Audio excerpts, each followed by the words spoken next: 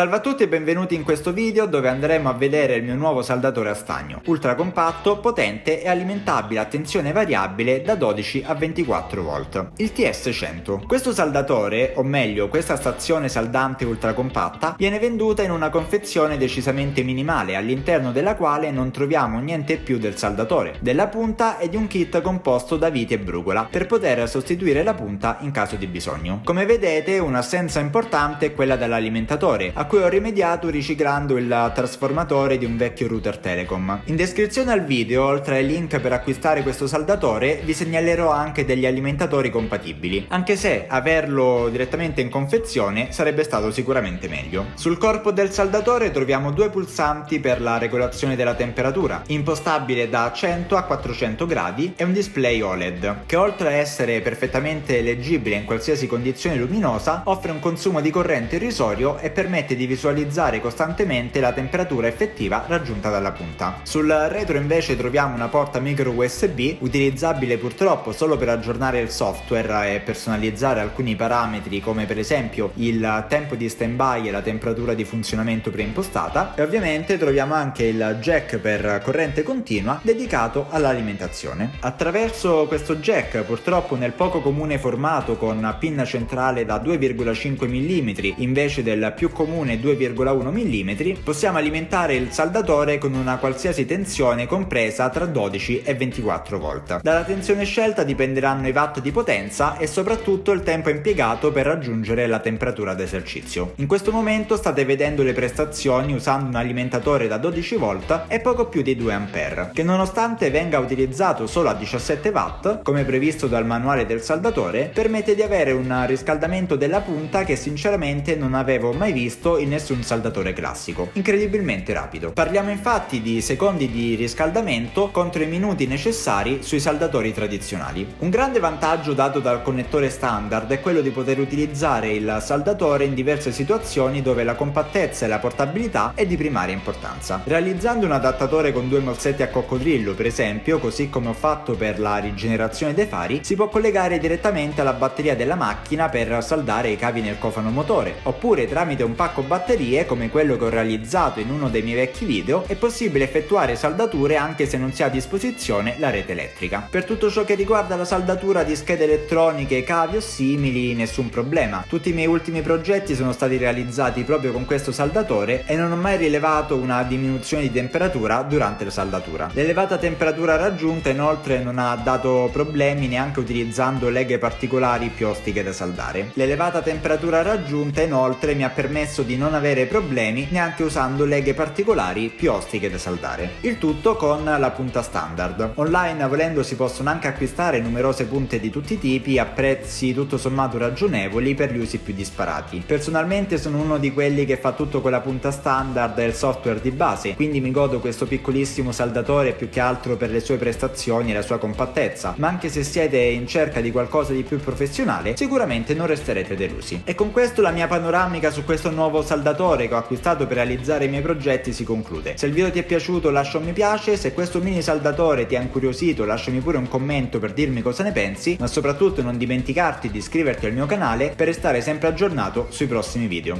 Ciao a tutti!